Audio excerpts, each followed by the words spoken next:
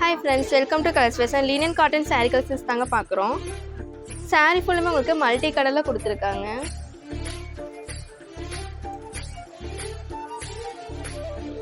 கீழே பார்டர் பார்த்தீங்கன்னா உங்களுக்கு ஜரி டைப்பில் வந்துடும்.